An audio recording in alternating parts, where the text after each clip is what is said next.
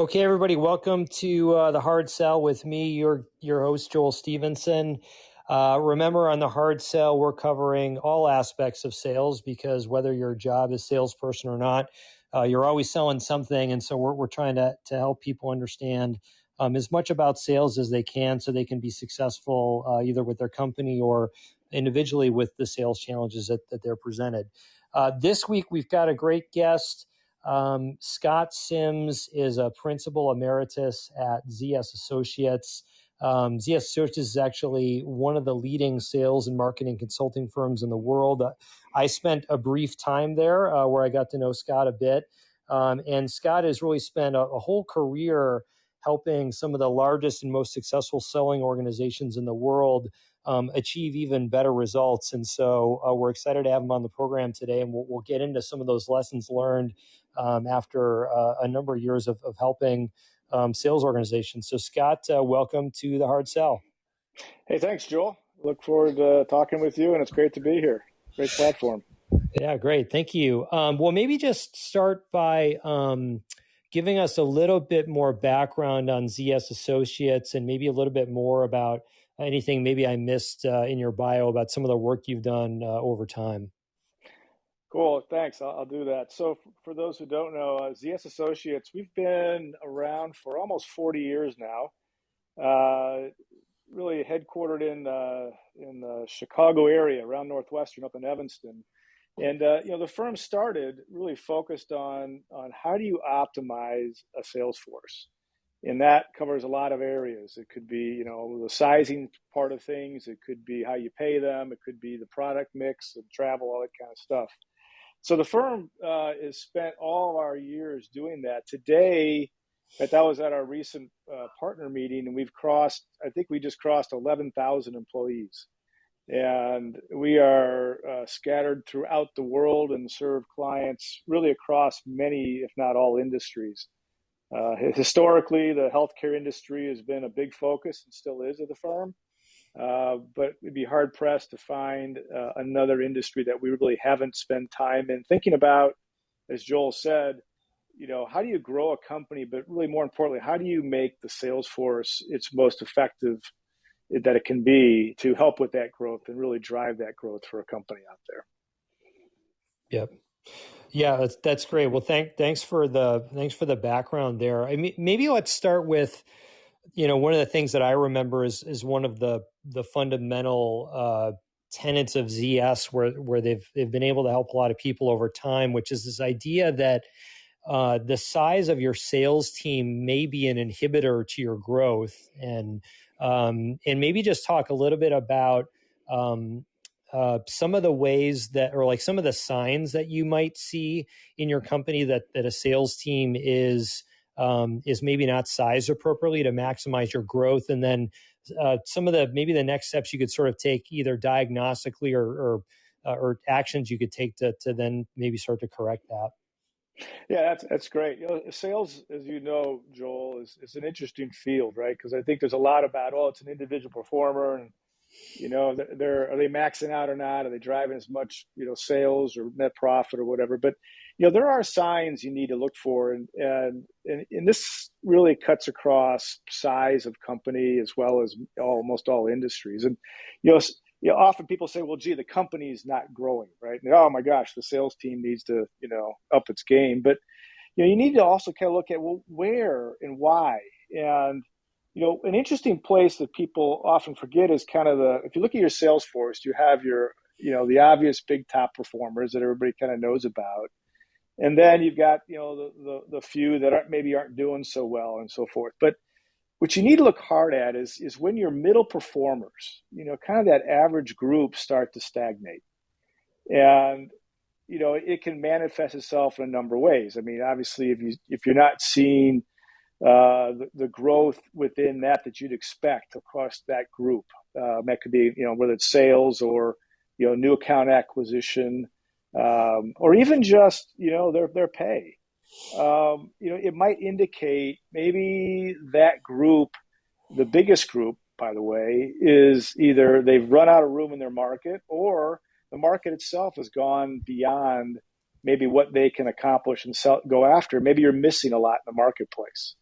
And that kind of goes. There's kind of another interesting thing we often ask people about is, are you getting a lot of noise from your sales team in terms of complaining that the sales guy in the territory next to me is poaching my accounts, or there's just lots of angst about noise across, say, territories. And it's one of those interesting things, because if you don't hear any noise, that means there's actually a fair amount of opportunity that's probably not being covered.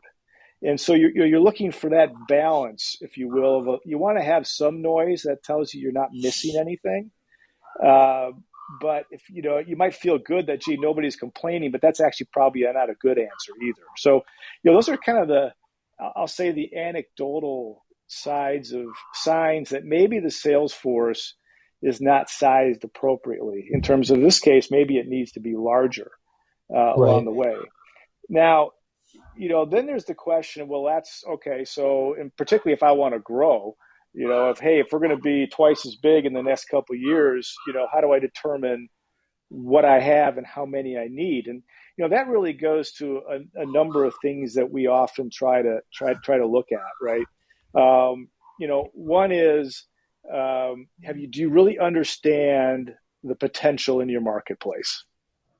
And that's always kind of an interesting question, because some people say, well, it's the whole market, it's everybody, or it's all these kinds of companies out there, and they often don't look really hard at, well, what are the key types of companies or segments that really fit us best, or even new segments if that's where you want to go after, and to really understand, well, how large is that potential for us? And have you done enough research to understand the size of the market, and then what that addressable opportunity really is? Years ago, and I'm going back in my early days of consulting, there used to be this, people say, well, where should I have my sales teams? And there was a kind of a rule of thumb, which is, we used to call it the NFL sizing of the marketplace, which basically said you ought to have a sales team in every NFL city. Yeah, and which is, those are typically the larger metros areas, so that kind of made sense. But the question is, well, how many people should I have in any of these metros? And while it might be obvious that in a Chicago market, that ought to be one of your larger sales teams, that doesn't mean that you don't have too many people there, or that and since I am in the Chicago area, that you're missing something, say, up north in Milwaukee in Wisconsin, because you've got so many people concentrated in Chicago. So potential and addressable potential is a real important factor in thinking about, well, what kind of coverage do I want to have out there? And then, then you begin to understand and think about, well, what's the right size of, the old term of what's the salesperson's bag size? So, how many accounts can they reasonably call on in a given territory? And if you start thinking about those kinds of factors, then you understand, well, how do I size most appropriately? And so work we often do is focused on kind of generating the basic knowledge of a marketplace to understand how many we should have and what they should be doing on these calls out there. I don't know, Joel, if that all kind of, at least at a high level, I can go deeper here in just a minute, but I want to make sure that begins to answer that question for you. Yeah, and there's one part I want to just drill into a little bit more deeply, because I think this is something that surprises a lot of people. But you talked a little bit about territories and people complaining versus not complaining, and sometimes what you'll hear reps complain about is this idea that, like, oh well, XYZ salesperson's doing a lot better because they have all the good accounts, type of a thing. And I believe that that ZS had done some research over time that tried to estimate the amount of salesperson performance that could be explained by territory potential, and it's a surprisingly big number. I don't know if you want to maybe talk a little bit about that. No, that's very true, and you find that, and this is what's a struggle, and in fact, I'll use an example here, and I'll use it later on again too. So we had a client who initially said, I'm paying my salespeople, my top performers, too much. They're making way too much money. And they said, we need you guys to come in and fix it. And so I said, okay. I said, well, my first question was, well, why is that a problem? And they said, well, because they're making more than the CEO or whatever, which is kind of a fun way to think about it. But what it turned out, once we started digging into it, what it turned out is, it was similar to where you were starting to go, Joel, is that this is a company that had about 1,500 salespeople. And they had, I think the number was close to 75 or 80, what they would call top performers, who were very successful and making a lot of money. But what was interesting is they didn't have a geographic territory. They actually had a number of accounts in their bag that they called on, and the numbers were like 60 or 70 accounts. But what was happening is, as a new opportunity maybe came through marketing or filtered in through social media or someplace, the sales managers would draw and hand that account off to their better salespeople immediately. And so, not surprising, when the accounts were very good, those salespeople chased right after it. And it only helped. It only exacerbated the issue of unbalanced territories. And I think part of what you're also thinking about is the idea of territory balance. And it's a really important concept for everybody to kind of think about it. What balance means is every territory has roughly the same potential for success. So, whether you're in Chicago or you're in Denver or in Houston or in Paducah, you need to try to balance the territories such that every one of those salespeople feels like they've got an equal opportunity to succeed. That doesn't mean that the big markets aren't going to have maybe a higher value of account, but maybe you just don't give them as many accounts out there. So one of the things, and this goes back to the study, is that we have found that when we did our research years ago, that there was a drop to the bottom line of anywhere from 6 to 10% in a year if you rebalanced your territories properly. There was that much low-hanging fruit. And what that kind of implies is that you've got a handful of territories. If you have an unbalanced market, you have a handful of territories that are super rich. That is, the salesperson, even if they spent 24 hours a day running around their territory, they still couldn't cover all the opportunity and potential. So they're basically leaving money on the table, right? Because they're going to go to the accounts that they know well, and that's going to end up, allowing them to hit their targets and budgets, et cetera. But it also implies that there are a bunch of territories that don't have nearly the potential at all that the salesperson could go after. That is, they've pretty much run out of all their accounts or all the potential before the month ends. And so you've got a salesperson who is struggling, not for lack of trying, but for the fact that they've actually run out of opportunity to chase after.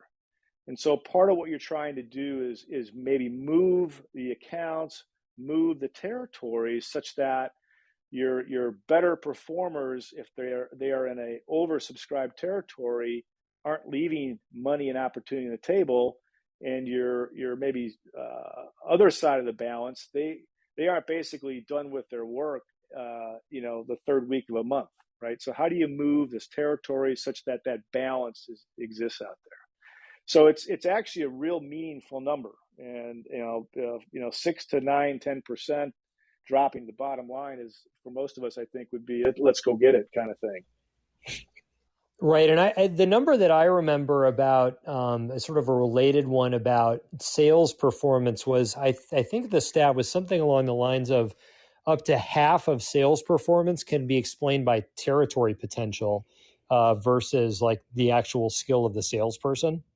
That's exactly the other side of the number of the research. I'm glad you brought that up, because that is very true. It is, like it or not, for all of us out there, we may feel like we're really good salespeople, but at the same time, if you got a lousy territory, you can do all you want, and not get to it, kind of thing. In fact, one of the measures we look at also is related to this is in the same study is that we looked at when if a salesperson leaves a territory, for whatever reason, they've quit, you fired them, and so you have a vacant territory.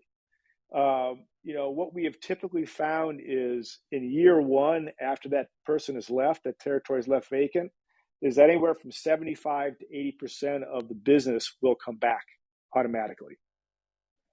And by year two, it probably degrades to about 50%, and by year three, about 30%.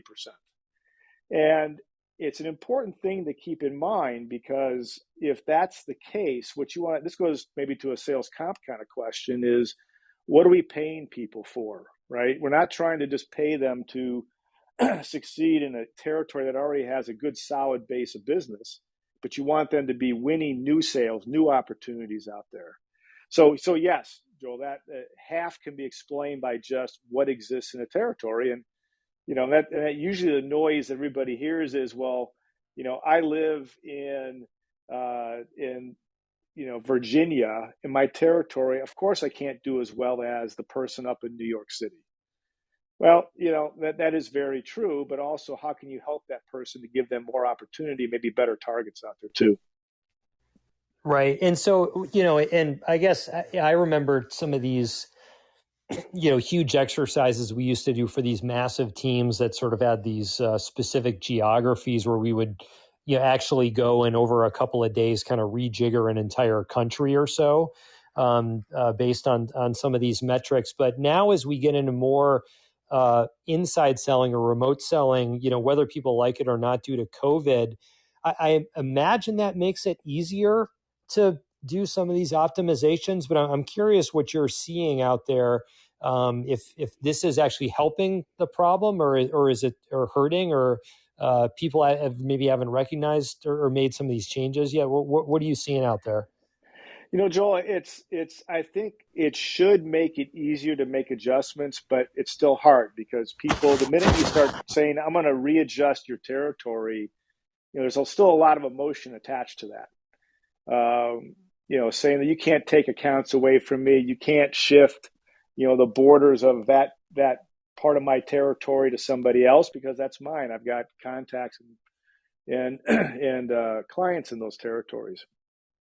So it's an example of it still is an important example. I think things could be easier in the sense that, how do you then set up the accounts or set up the territory size? And if you're doing this through some of the CRM tools, maybe you can realign that in a maybe a more analytical way. But the reality is emotion still applies. In fact, I was talking to a client about, I don't know, it was probably about 3 weeks ago, and they're a parts manufacturer in the electrical space. And I was talking to one of the sales guys, and he has not seen a client in almost 18 months face to face. He said, but he was still raising the same issues in terms of the potential in my territory, the fact that management had taken accounts away from me, made him angry, and it wasn't fair. I mean, and there's the same story we had talked about 3 years ago when we were there, and it was all face-to-face selling. So the issues still exist because of the emotion tied to it. The other thing is, even though we're maybe selling in a different way, the data still has to be there to make some of these analytical based decisions. And if you aren't collecting the data around potential and how that impacts the territory, it doesn't make a difference if you're doing everything remotely now versus in the field. Right. Yeah. I mean, I think one thing that we see, on more the tech side of things is, like we don't, solutions like Yesware don't really answer the potential question, but what we do get a little bit is a little bit of the coverage question. So like, what are people actually doing? And one thing that does seem to be a unique opportunity posed by remote selling is this idea that now everything is knowable because everything is digital versus before, in the old days, when at least when I first started selling, it was like you were mostly running around and whatever got into the CRM was whatever you happen to remember putting into the CRM, Right. And so now there's an opportunity for like a much higher level of data fidelity. And for folks that are smart about what they're doing with that and collecting it and sort of getting, applying the right analytical rigor to it, there's probably opportunities for significant improvements in efficiency versus maybe what we would have seen years ago, just because there was no way to really know what was going on because adherence to updating the CRM just might have been poor. No, that's true. The data should be there. And I think the question, as you well know, is, okay, how well are you using that data now? Are you capturing it properly? Are you formulating it and running it through in a way that you can make that better decision that says, hey, Scott, by the way, next week, instead of calling on these 3 accounts, you should be calling on these other 4, because we've now learned that their buying cycles are different and this would better fit. I mean, those are the kinds of things that sales management should be looking at so they can make those determinations and then decisions to help guide the sales team. So I think the opportunity is absolutely there now. I think people need to get used to using the data differently in many industries. Some do it pretty well, but many, I think, are still learning to do that. Right. I imagine that, you've got in tech, which is, where I'm a little bit more familiar. I mean, inside selling, and you've got very sophisticated ops teams, and there's been an embrace of technology. But I imagine as you get into, some sort of diversified industrials and manufacturing, maybe some of the folks that are out in your neck of the woods, like they're used to that more in person traditional type of motion. I imagine there's a lot of people that are now confronted with the challenge of working remotely and are trying to figure it out. They are, and I think they've been pleasantly surprised that people are very open to that. In fact, it's allowed them to actually maybe have more contact, right? Instead of waiting until next month to make my visit to the northern half of my territory, I'm now setting up a quick check-in phone call, and it's actually working pretty well, and people are comfortable with it. An interesting thing that, as I mentioned earlier, ZS has spent much of our years also in the healthcare industry. Fascinating enough is that, forever you've had pharmaceutical reps calling on physicians, right? And talking about the latest pharmaceutical product and, different ways to solve health issues and things. They've almost gone back to the same amount of face-to-face calling they were doing pre-COVID. The comfort level is much higher. And in fact, they found it to be just as effective again. So it's been interesting. There's an industry, in this case, it's healthcare, that has gone back to face very quickly and with success. Other industries are slower for lots of important reasons around COVID and health and safety. And also a lot of clients just don't want people there. But I think many salespeople have been pleasantly surprised at how well and how efficient and effective the phone or digital communications has been accepted by their customers out there. Yeah, I think that's totally right. I mean, I remember a very, very long time ago, my first sales job ever, part of what I was selling was video conferencing equipment. And we used to sell these elaborate setups for tens of thousands of dollars that ran on like a 128K ISDN line, and you had to have special lighting and all this stuff. And like 99% of the time, it didn't work anyway. After all that time and effort, and it's like it is so different now with the tools that are available. I think everyone's sort of been now.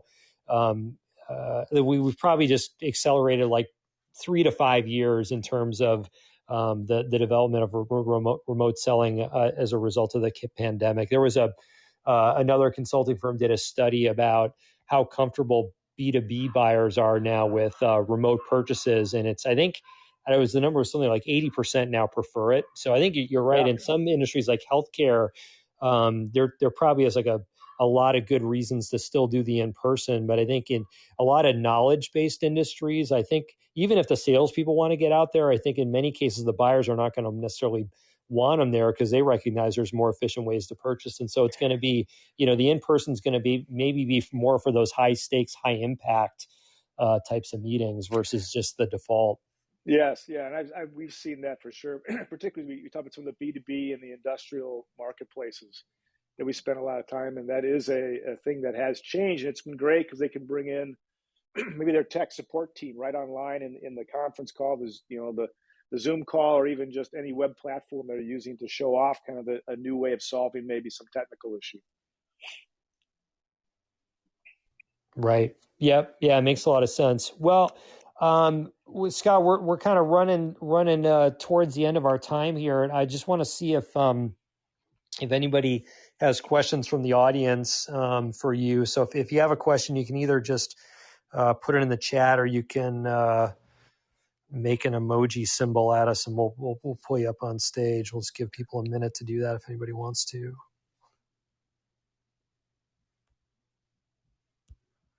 All right. Well, I'm not seeing any, so I guess you've answered everyone's questions about sales size and structure, and how to make sure that you're using the sales data available to you to your maximum advantage. So really appreciate you joining the show, Scott. If people want to be in touch or maybe learn more about what ZS is up to, what are good ways to do that? They can reach out to me. My email is scott.sims@zs.com, or feel free to look at our website. You understand kind of the issues we address, and I could either steer you to the right people, or maybe give you some answers right away on the phone if that works, or just through the email. Okay, great. Oh, actually, it looks like we do have one question. Let's see if we can still. Let's see if. Looks like Stephanie's got a question. I'm going to invite you to the stage.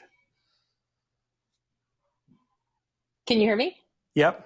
Hey, thanks for having me. Gentlemen, I apologize that I got here late. I actually wanted to listen to more of this content before I asked a question. I actually put in the chat, I'm sorry that I came in late. No worries. But since I do have you for 2 seconds, I would love to hear from both of you, or just you, Scott, whatever makes sense. But I think, is it fair to assume that while we certainly have been in a new day from a geographical perspective and how we connect with people in the sales process, whether it's on Zoom, which has made it really hard, like regardless of what your role is in this world, that does really honestly require, I think, that human connection. As we look at more, I think, pivoting towards in-person sales again, do you see any differences in terms of people that are out in the field, whether, again, it's pharmaceutical sales reps or whether it's lobbyists meeting with legislators, whatever that is?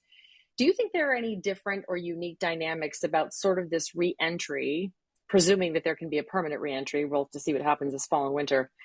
In terms of nuances or things that we need to be mindful of as we are in a position of obviously, hopefully, influencing someone to go through a process with us and agree to the ultimate desired end, which is a sale. Yeah. Are there nuances in that process that you're aware of or that you've been thinking about that would be interesting to consider? It's a great question, Stephanie. We were actually talking about this not too long ago in a similar way, in that, I think the way we've had to operate in the last 18 months or so, it's the expectations, I think, of what a salesperson or a sales team is providing information-wise actually might be heightened.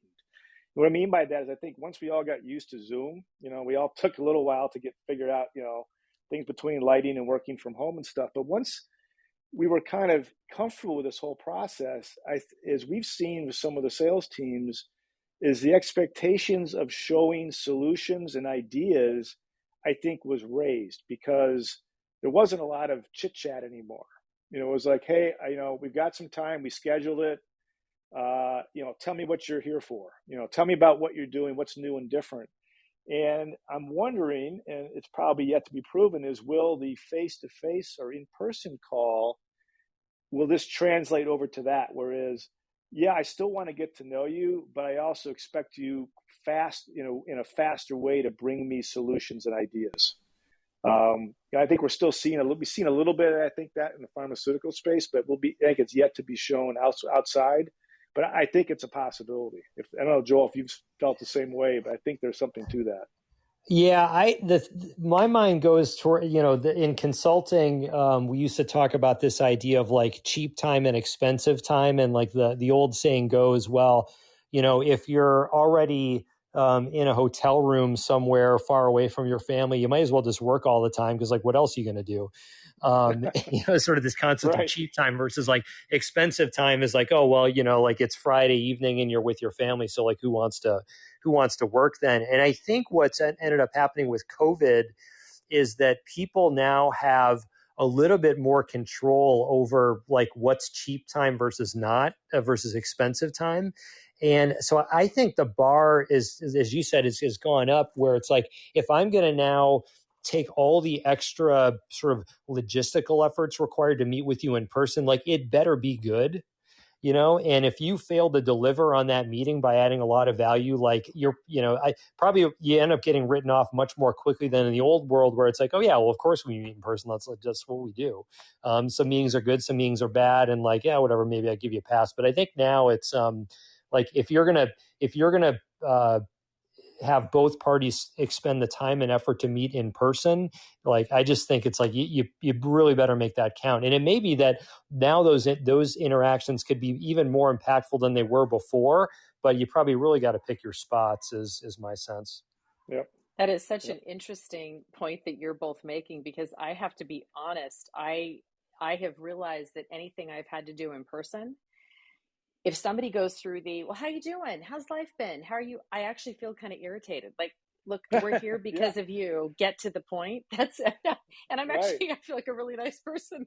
And I have to admit that until you both mentioned what you did, I hadn't really thought about that. But it's interesting because I think you're right. It's going to raise the bar on, hey, before I could click and see you, we'd have a conversation. I may or may not make a decision and we're done.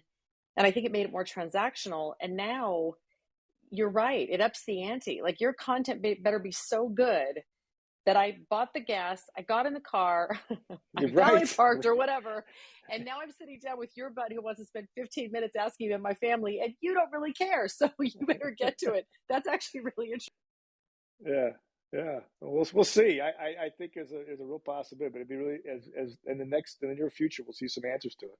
Thank you both for allowing me to join this conversation, Joel. I really appreciate it. Scott, enjoyed the conversation. So I appreciate you both for allowing me to hop in at the 11th hour. Thank you so much. Yeah, you're welcome. You're welcome. Thanks for the question. So, okay, well, look, it looks like that. Well, actually, I see one more comment. Okay, that's a comment, not a question. So I guess that'll wrap us up for today. But Scott, thanks very much for joining. And you've already given your contact info so people know how to reach you. And we'll hopefully talk to you soon. Sounds good, Joel. Thanks for having me today. All right, take care. Bye.